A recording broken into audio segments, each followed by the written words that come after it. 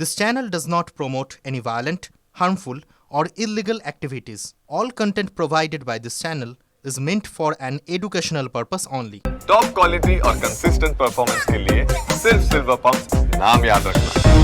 তৃণমূল পরিচালিত রঘুনাথপুর পৌরসভায় তৃণমূলের পৌর প্রতিনিধিদের সঙ্গে পৌর প্রধানের তীব্র সংঘাত। 4 পৌর প্রতিনিধিকে শোকজ করল শহর তৃণমূল কংগ্রেস। পৌরসভার 4 পৌর প্রতিনিধি মৃত্যুঞ্জয় প্রামাণিক, প্রণব দেবঘরিয়া, মালবিকা সাঁই, সুশান্ত শেখর ঘোষ পৌর প্রধানের বিরুদ্ধে একাধিক দুর্নীতির অভিযোগ তুলে পৌরমন্ত্রীকে চিঠি দিয়েছেন।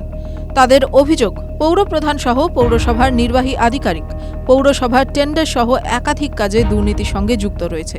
এক্সিকিউটিভ অফিসারের কিছু কাজ যেগুলো অনৈতিক আমাদের মনে হয়েছে, আমরা সেই সব বিষয় এবং পৌরসভার কিছু যেগুলো বিষয় আমরা জানিয়েছি। আমাদের অনেক কিছু ব্যাপারে যেগুলো টেন্ডার নিয়ে কিছু কাজ হয়েছে বা আরও বিভিন্নভাবে হয়েছে, আরও অনেক কিছু ব্যাপার আছে যেগুলো আমরা হয়তো কোনো জায়গায় বলেছি, সেগুলো বিষয় হয়তো হতে পারে, এবং কেন শোকজ করা হয়েছে এসব ব্যাপারে আমরা জানি না। যদি দুর্নীতি হয়েছে কি হয়নি সেটা প্রশাসনিকভাবে আমরা চিঠি করেছি, বিভিন্ন ঊর্ধ্বতন কর্তৃপক্ষকে জানিয়েছি, আমরা প্রশাসনিকভাবেও জানিয়েছি।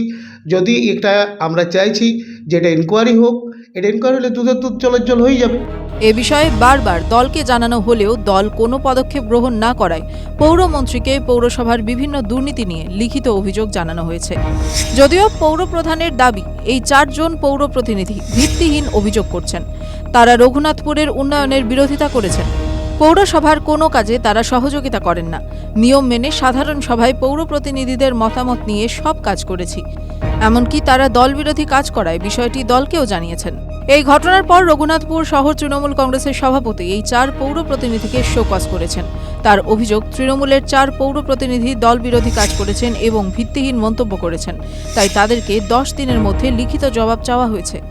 রঘুনাথপুর পুরসভায় তৃণমূল পরিচালিত পুরসভাকে বদনাম করার জন্য যে স্টেপ নিয়েছে তার এগেনস্টে শহর তৃণমূল কংগ্রেস শাখা সংগঠন সমেত সমস্ত পার্টি হিসেবে আমরা জেলা সভাপতিকে জানিয়েছি এবং কথা বলার তার নির্দেশেই আমরা তাদেরকে শোকজ করা হবে। দলবিরোধী কাজ করা হয়েছে, কারণ তারা এমন অ্যালিগেশন এনেছে চেয়ারম্যান ভাইস চেয়ারম্যানের ব্যক্তিগত অ্যাটাক করে, এবং পুরসভাকেই তো আক্রমণ। পুরসভাটা কার? তৃণমূল কংগ্রেসের। দিনের জন্য মধ্যে তাদের উত্তর দিতে হবে, তারা দলীয় শৃঙ্খলার ব্যবস্থা নেবে দল। তৃণমূলের জেলা সভাপতি বলেন, ওই 4 জন কাউন্সিলর দলবিরোধী বক্তব্য রাখার জন্য তাদের শোকজ করা হয়েছে। যদি কোথাও কোনো সমস্যা থেকে থাকে সেগুলি জানানোর জায়গা রয়েছে, কিন্তু প্রকাশ্যে কালিমালিপ্ত করা ঠিক নয়। যদি কোথাও কোনো সমস্যা থাকে অবশ্যই সেটা জানানোর জায়গা আছে, সেটা সঠিকভাবে যদি জানানো হয় অবশ্যই সেটা ব্যবস্থা নেওয়া হবে যদি কোথাও কোনো সমস্যা আছে।